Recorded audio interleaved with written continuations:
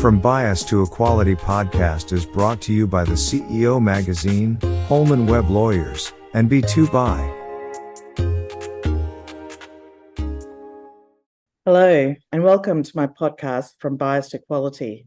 I am your host, Sandra D'Souza. Thank you for joining us. Today, we're going to have a conversation with Ken Barton. Ken is a former CFO and CEO of Australian public companies, including Boral and Crown Resorts, transitioned to advocate for gender diversity. While with the Male Champions of Change in 2017 as CEO of Crown Resorts, he created a software solution to measure gender diversity and inclusion efficiently. It was successfully deployed at Crown and piloted at Microsoft Australia. In 2022, Ken acquired the software now leading Gender Fitness. So what is Gender Fitness? Well, Gender Fitness empowers organizational leaders with real-time tools to measure diversity and inclusion effectively. It assesses diversity and inclusion at all levels, enabling leaders to target initiatives strategically and monitor progress. The platform also evaluates meeting organizers' inclusive behaviors. Employees can self-assess and gauge their organization's commitment to diversity and inclusion, especially during meetings. Hi, Ken. Thank you so much for joining us here on the podcast today. Hi, Sandra. Great to be with you. Well, I'm going to get started into learning a little bit about you because you do have obviously a very extensive corporate background. So I want to delve a little bit into that before we talk about Gender Fitness and your work there. So do you want to share with us, I guess, your career journey that at least led you to, I know, just go into it as much as you can and how you got to, I guess, to Crown Resorts as a CEO. Sure. And it's quite a long journey, Sandra, 30 years, so quite some time. 10 years in consulting. I was working at Arthur Andersen, as it was then, and left there in 1997. Joined what was then one of Australia's biggest industrial construction materials company, Pioneer. And they were good enough to send me to the US. I worked for them in the US for 3 years. They were taken over in 2000 and I joined Boral in the US. And then after a couple of years working for Boral in the US, came back to Australia as the group CFO and was at Boral for a decade. So there's a pattern here, 10-year chunks for each one.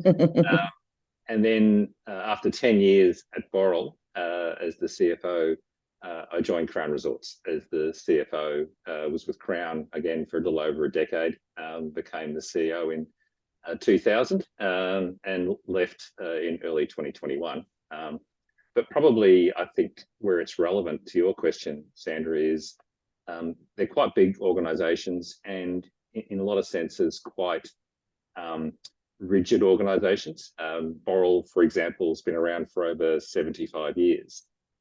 And after that period of time, organisations become quite resistant to change. And so if you do want to make change in the organisations, and having been through lots of exercises in looking to modify or change the way people act, you've got to be very good at doing it, but you've also got to have a good process for doing it. And if there's anything I've learned from 35 odd years in large corporates is change matters. And how you do change matters a lot. And I think some of that experience and some of that thinking was very helpful to me and also was quite instructive to me when I came to the issue of gender diversity. And I'm glad that it's a good segue to what I'm about to ask you. So I'm glad that you kind of led that way. It's because I guess what we just heard in your bio, that it was your time in Crown that you led the change and advocate for gender diversity. And so coming from, like you said, from working companies that are quite rigid and it's like, shifting the Titanic to move a couple of degrees.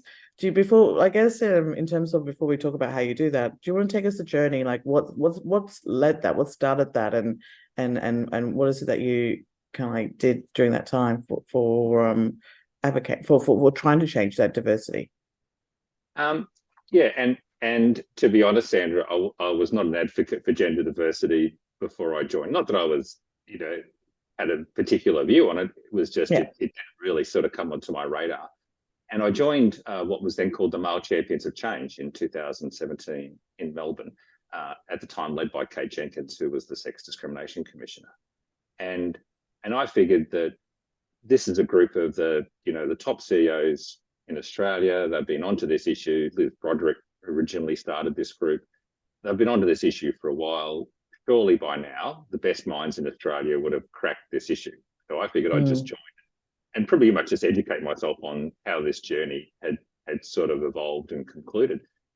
But when I joined, it was pretty clear that there was still an awful lot of work to do. And I remember it was one of the very first meetings. And I joined a group that was looking at financial security for women. And it was a stat in this discussion early on that really caught my attention. And the stat was that women on average retire with 47% of the savings of men. And the thing that struck me is that what you have in your retirement savings is a pretty good index of what you've earned over your entire working life. So what that's saying is that women on average over their working life are earning half as much as men. And I thought that can't be right. And I remember talking that the head of one of Australia's biggest superannuation funds was in this group. And I said, how can that be right? And he said, well, yes, it's right. And it's a factor of two things, that women spend less time in the workforce and they're paid less when they work. And I thought, well, I'm sure that's right mathematically, but still, how can that be right? And the less time in the workforce is a complex issue, and probably it's one of the biggest issues I think confronting women in their career progression is if they choose to become the primary caregiver, how can they do that and not lose a lot of progression in their career? And I think a lot of that comes down to the availability and the economics of childcare. And that's a big issue, and it's one that this government is certainly looking at in terms of how do you make childcare both affordable and available. But the second bit, and if you look at the gender pay gap and the latest stats from the Workplace Gender Equality Agency, say the gender pay gap is 23.8%. So almost half of the problem is women in the workforce are getting paid less on average than men.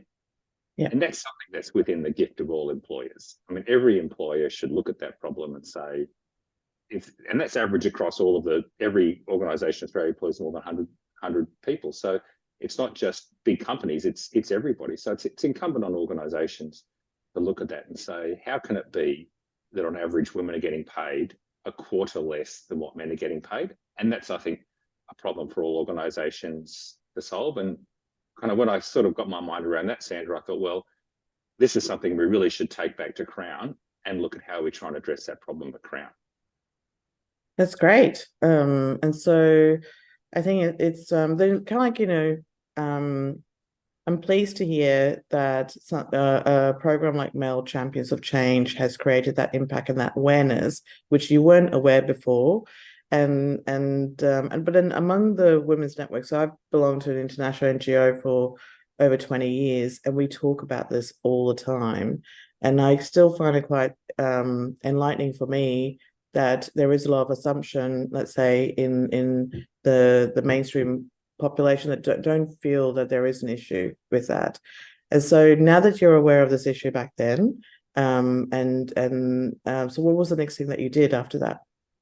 Yeah, so went back and to Crown as an organisation and said, I've heard this, quite unbelievable news. I didn't believe that Crown was prejudicial in the way it remunerated its employees. So to my mind, looking around the organisation, it wasn't as if I could see that there was discrimination in the way people were paid. So I said, well, let's go to our WGEA data, and what does that tell us? And at the time, just for the international audience, do you want to just explain WGEA?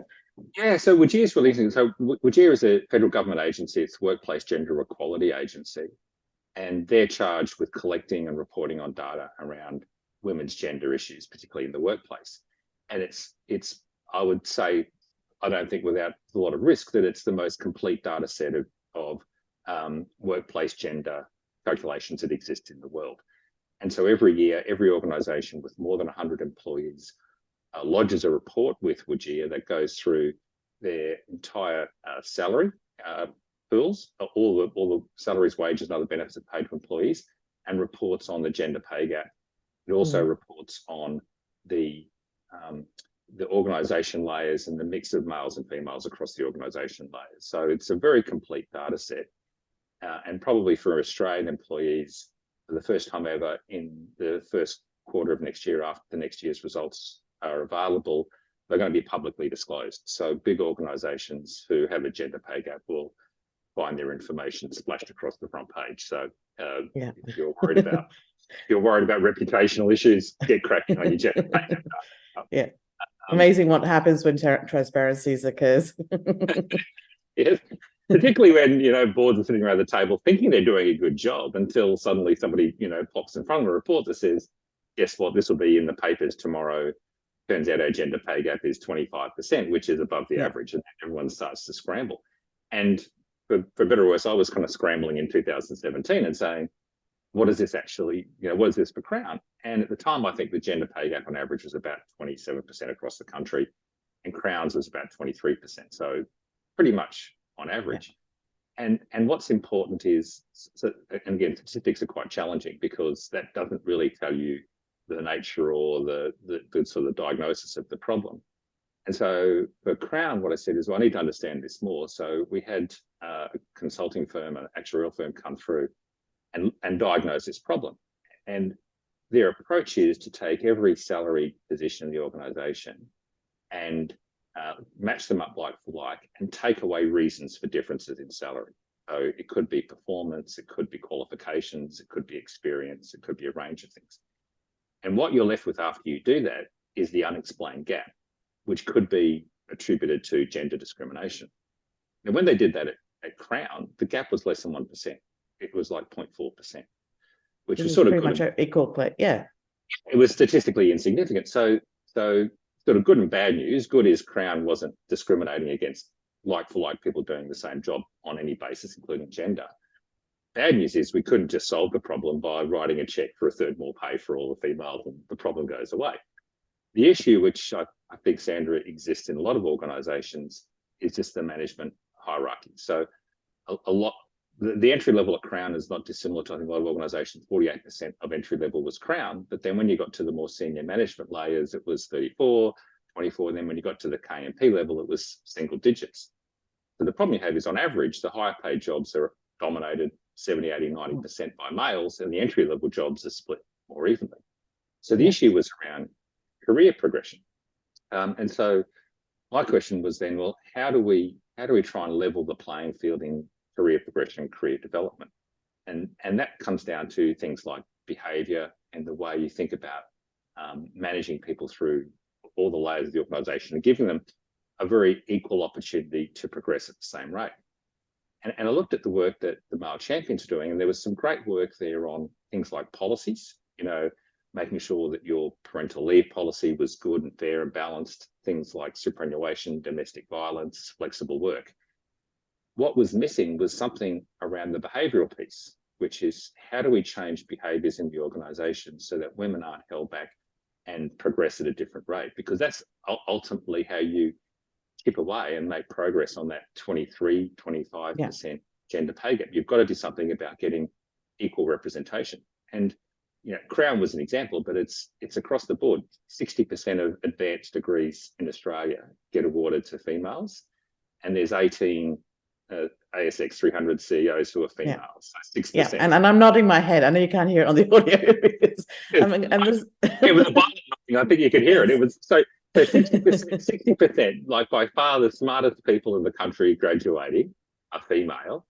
And yet when you get to the by whatever measure, the ASX 300, if you look at KMPs, so 60% graduate, 6% get to be CEOs of listed companies. So there's something going on.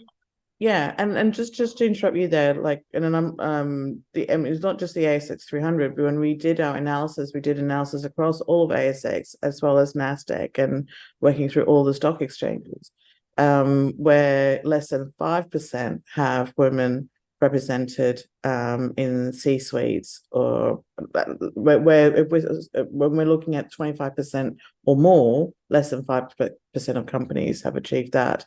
And so it's a staggering number, and it's so low. And like you said, just seeing women CEOs in companies, so the percentages is even far less.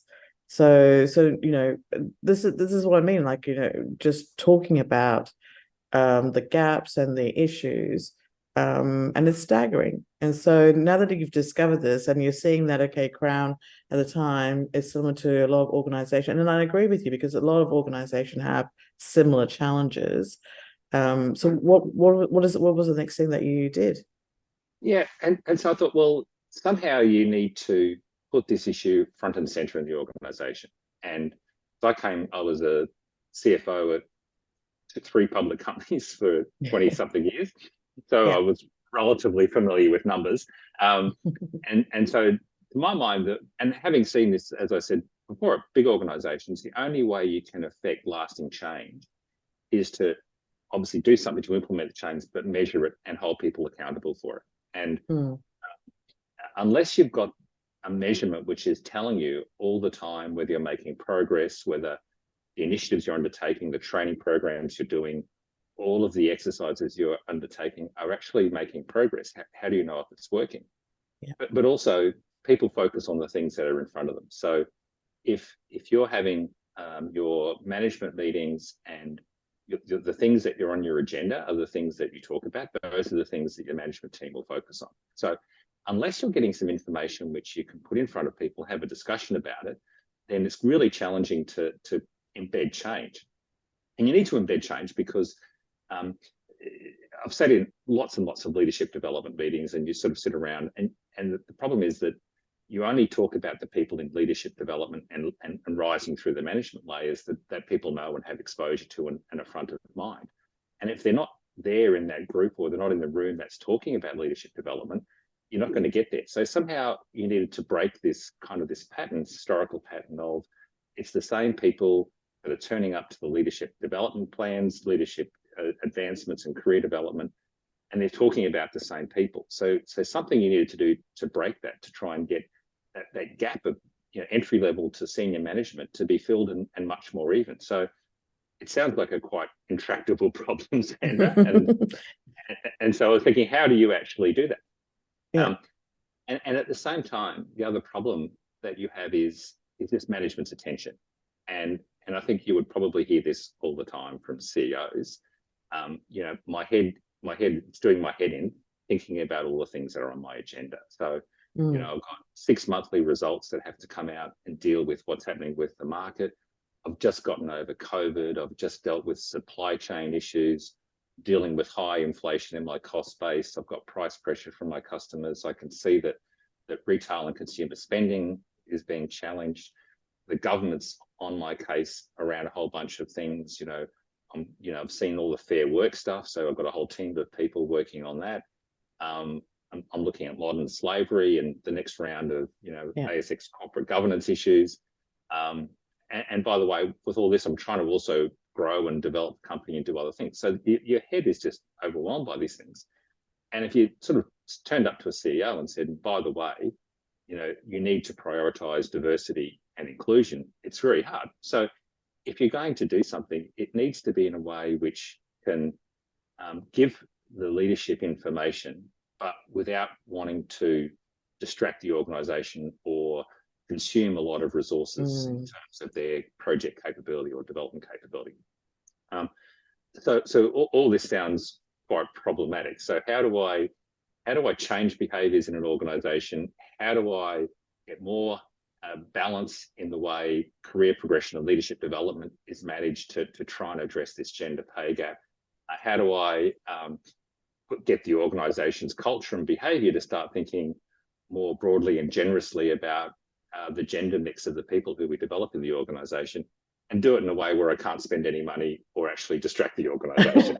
So that is like $1 billion question, because when you want to make change, you're working with busy people, you want to make that as a priority, but then you don't want to get in the way of their day-to-day competing priorities. And so it sounds insurmountable, the problem that's presented to you.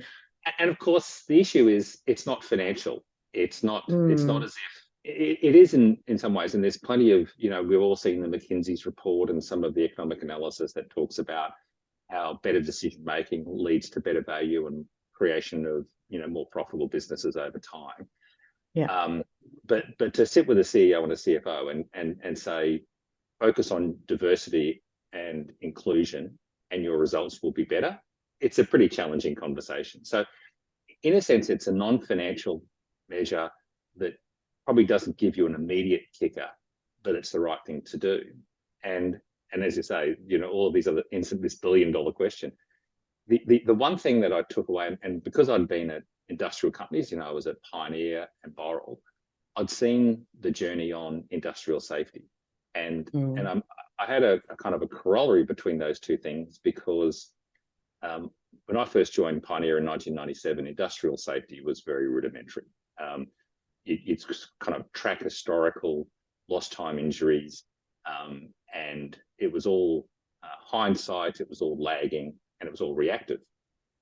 But you've seen a massive change in industrial safety across every organisation, partly driven because legislation drove it, direct to strict liability and chain of custody, all of those changes meant that organisations got very serious about addressing safety, and the journey's been a good one.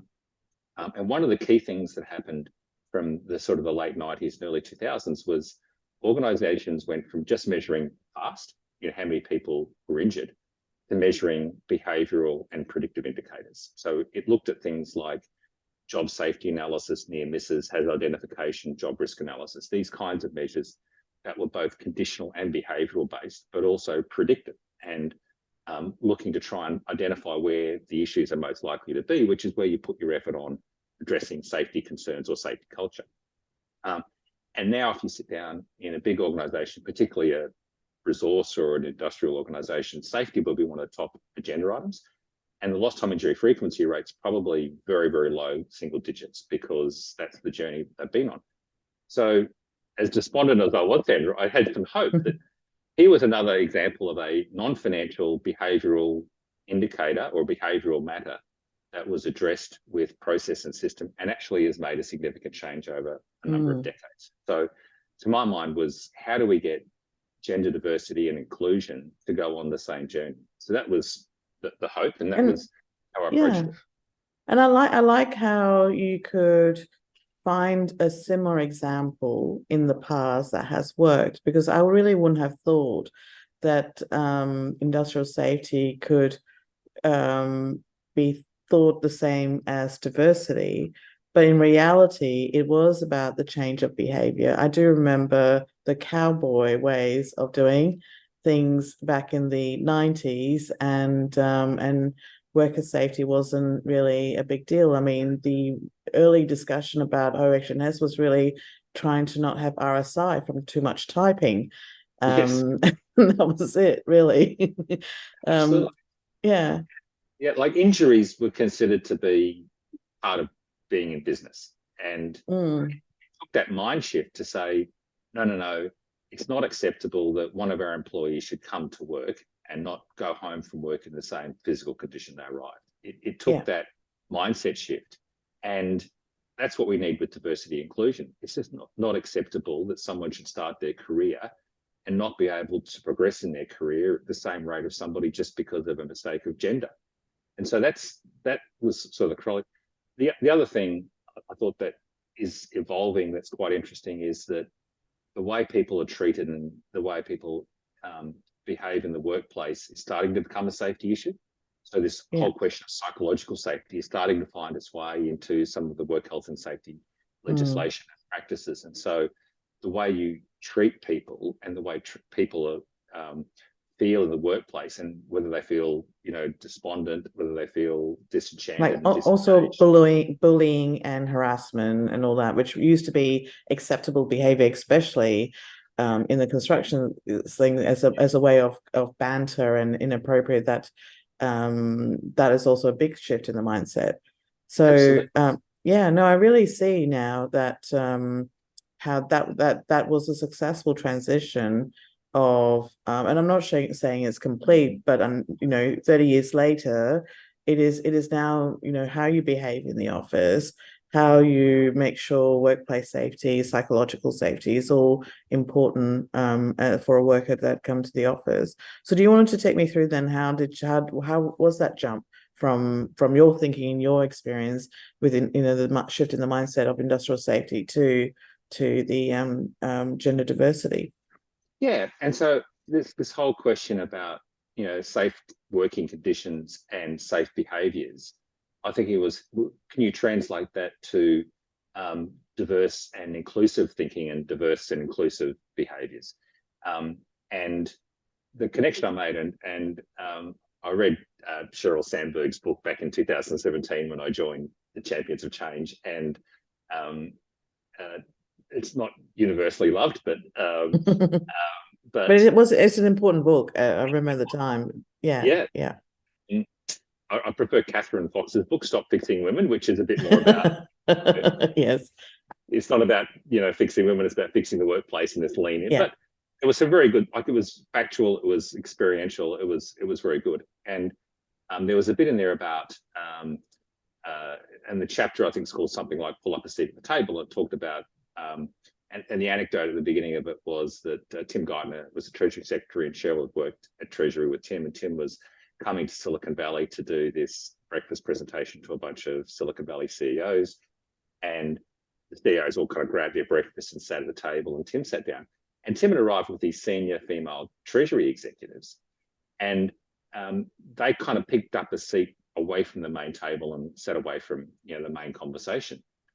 And Cheryl said she went up afterwards and said, "What was that all about? Why didn't you sit at the main table?" And they said, "We didn't really think it was our place." And then the whole chapter was about the behaviour of men and women in that kind of the context of interactions and meetings and behaviours, and some of those stats, it's somewhat, I'm not sure if it's completely correct, but it was in Cheryl's book, so I'll quote it again anyway. The HP stat that Hewlett Packard did a review of internal job applicants, and they found that men would routinely apply for a job if they met 65% of the criteria, and women wouldn't apply unless they met 100% of the criteria. Yeah, it's actually 40-90. So so men, if they feel they can do 40% of the job, they'll apply, and women at least 90 before they would apply. And a stat I love, which was male executives in the United States, 90% of them think they're in the top 10%. So yes. this whole male delusion, but also male behaviours. Like that. That men are more likely to be risk inclined, overstate their ability, be aggressive, take chances, whereas women are more likely to be thoughtful, concerned about risk, more collegiate, thinking about the team. And so organisations have evolved to reward the behaviours that men are more likely to exhibit and not reward the behaviours that women are more likely to exhibit. So my thinking was how do you level this playing field? And this sort of the Cheryl idea of pull up a seat at the table. I think, well, meetings are an important event, and most big organisations, meetings have become kind of the productive throughput because everybody's calendar just gets full of meetings. But they're important events because you can do a great job of bringing diverse people into the organisation, but if those people are sort of sitting in their workstations while the organisation just plows along the way it always did things, you're missing the point. You need people to be around the conversations. And so if you exclude people from meetings, you're excluding the potential for people to have that conversation. But also meetings in themselves are important because it's where information gets shared. So you find out what's important to the organisation, what the strategic directions are. So when you're planning your own work, you can think about, well, I understand now what's important to the organisation because I've been in the meeting, I've been informed. So I'm going to structure my work around the things that I now know are important to the organisation.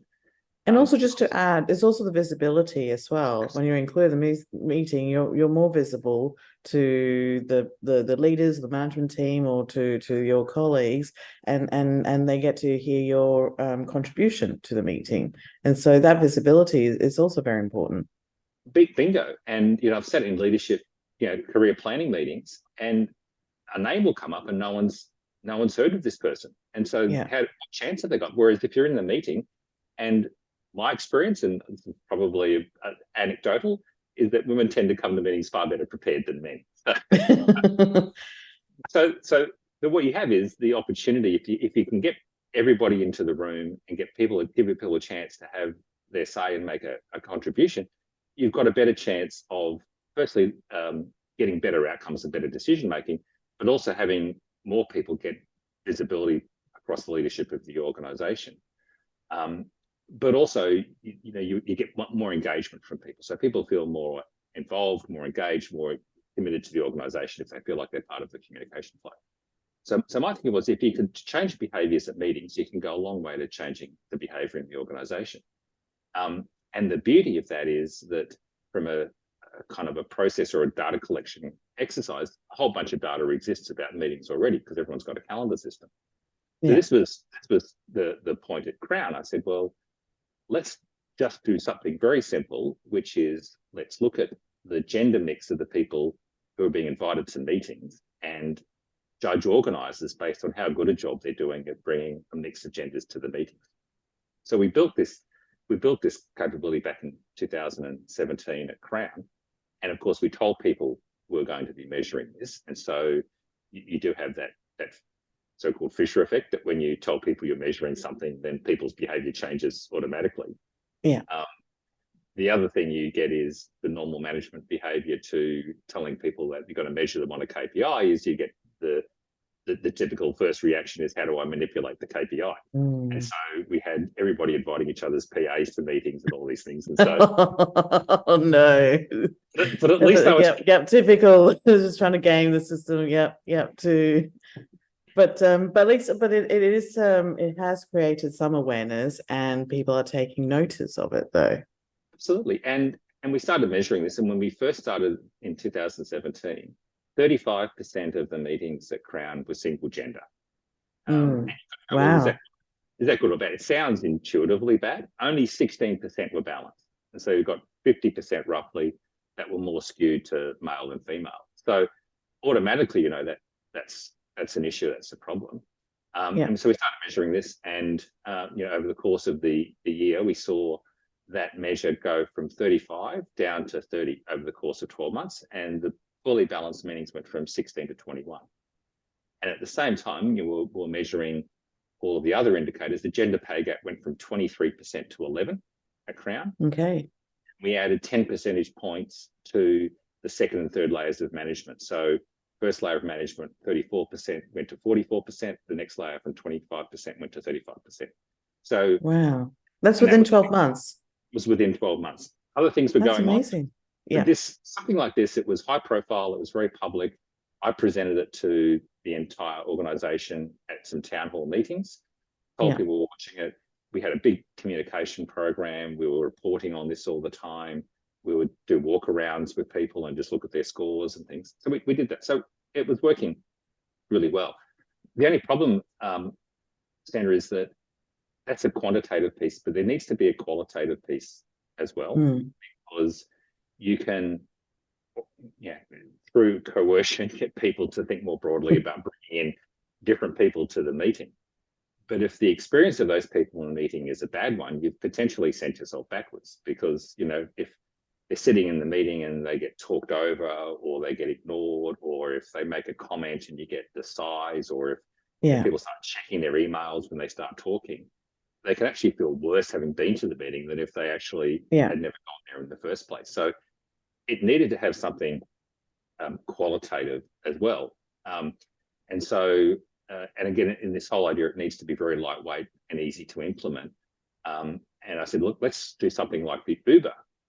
People don't mind rating their ride at the end of the Uber. So what if we have something at the end of every meeting where we just have a simple way of rating the meeting? So the team went away and they came back and they thought about all the different permutations of what to ask. And in the end, we kind of trimmed it down. I said no more than, I started off with one question. In the end, I relented to 2 questions.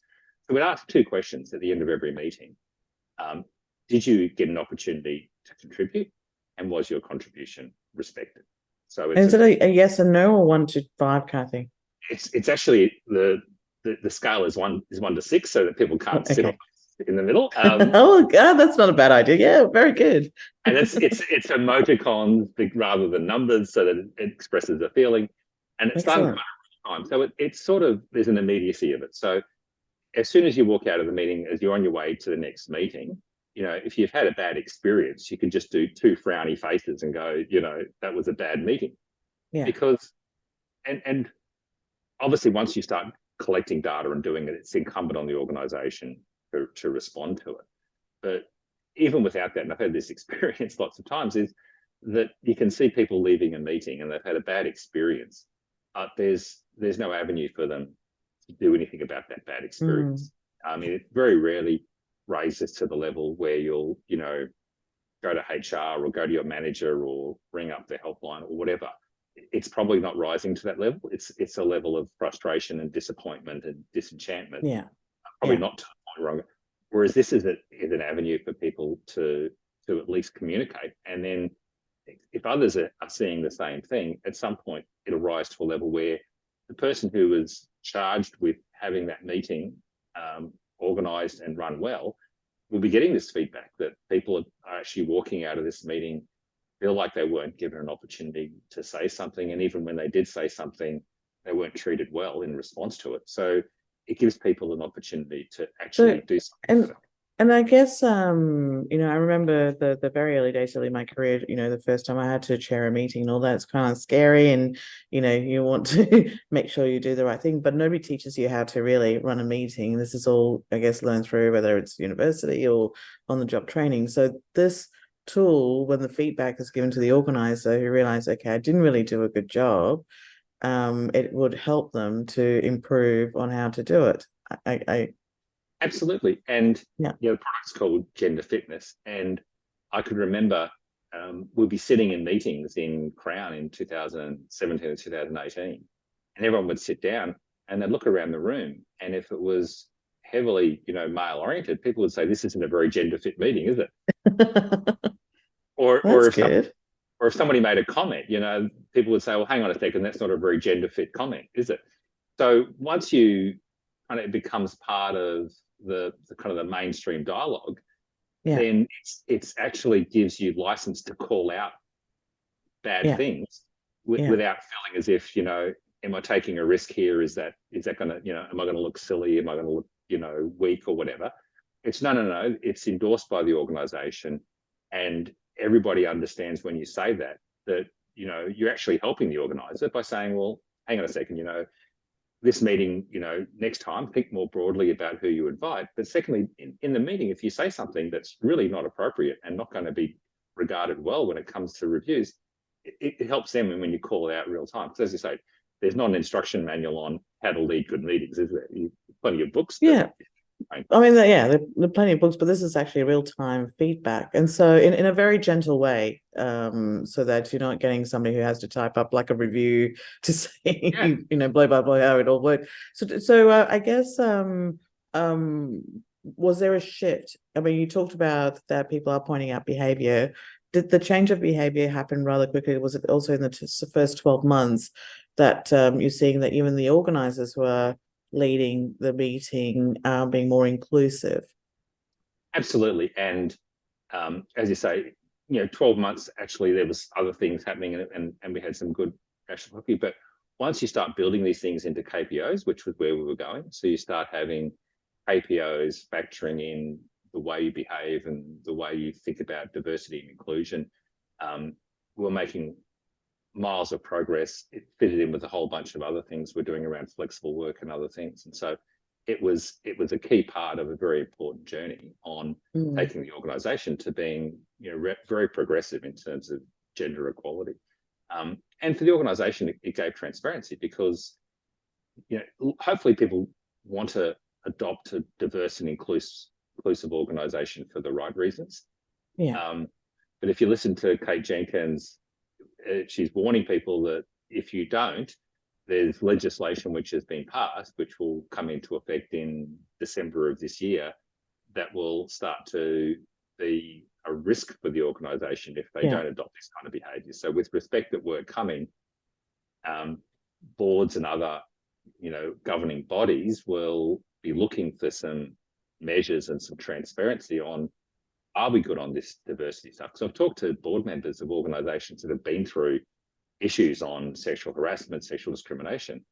And I've sat around the board table and thought, we thought we were good at this. We thought we did this stuff well.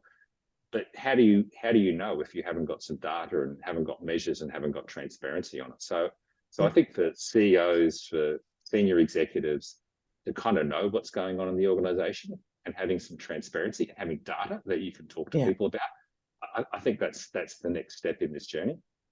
And do you know also the requirements of ESG, international level, in Europe and US, this sort of reporting on behaviors would also feed nicely where the company can show, the organization can show the improvements over time and how they're being measured and what that's being done. And do you see then with the improvement of of the behavior relating to the performance of employees and company, the correlation? Yeah, and you can see the correlation, Sandra. The challenge with any research project or any data analysis is causation. So you can see correlations between better organizational performance on whatever measure, whether it's profitability, EBITDA margins, EBIT margins, whether it's return on capital, whether it's the value of the company relative to assets employed. All of these measures, you can see there's a higher prospect of doing well on those measures and outperforming the peer group if you have a higher proportion of females in leadership and executive positions. Yeah. It is challenging, actually, though, saying, decision by decision or result by result, can you actually pin down that it's the case? So it takes an element of belief that better decisions come with more diverse thinking, that half your customer base is female, so why not think about half of the customers every time you have a discussion about your business, what you're selling, what your products are.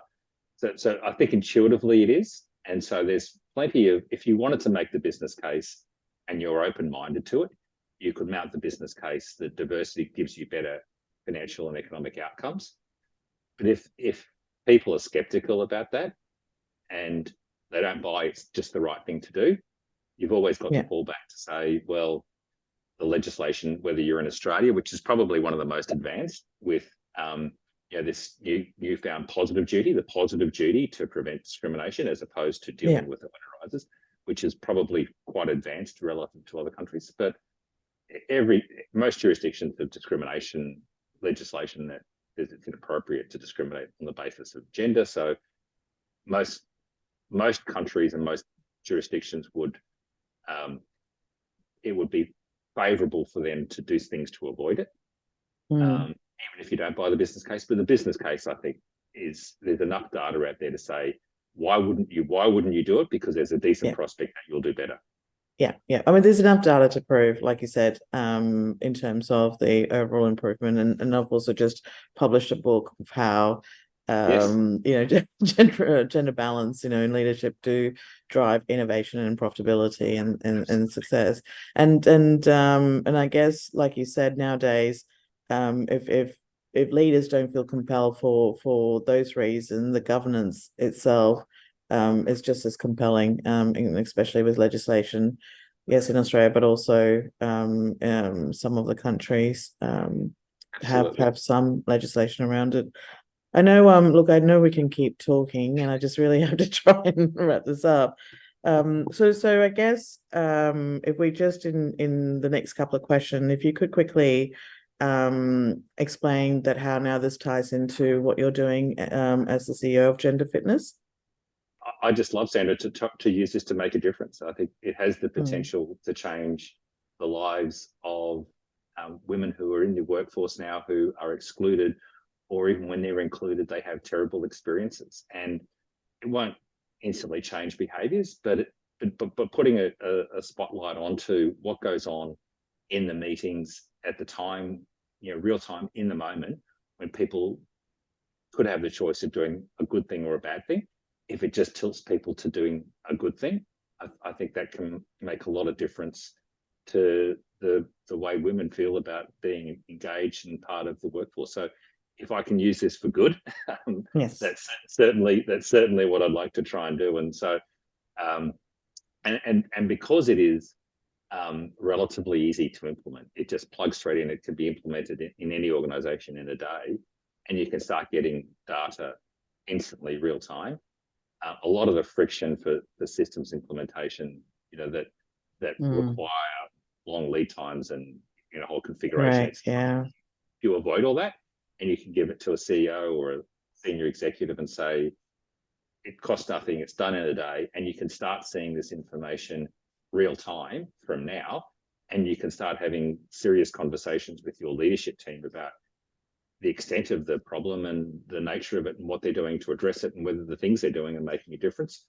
That would be something that would be very rewarding for me if I could see that happen. Yeah, and I think that it's automatically plugged into the Microsoft product. So whether you're using Teams, Outlook, all that makes it really nice and easy. If they're already on that platform, it's just a little like plug-in to an existing system. Absolutely. And as you said at the beginning, Microsoft piloted this. And so we worked for 3 years with Microsoft to build it. So it was built all on the Microsoft architecture. Their software engineers in Seattle helped us build it. So it sits in the Azure marketplace. So it basically plugs straight into your Microsoft Active Directory, Exchange, and Outlook or your calendar system. So it's frictionless to implement, and you get data immediately and dashboards that can be sitting on your desk within a week. So it's the implementation is not technically a challenge, but as I think we've been touching on, Sandra, it's the culture. Yeah. And it does kind of intrude a little into kind of one of the last places where male domination exists. Who am I going to invite to this meeting? I want to get the same old mates of mine who I bring to every meeting. So they're the ones I'm going to invite. We'll talk about the same things. We'll come to the same conclusions. And for all the reasons we've talked about, that's just not right.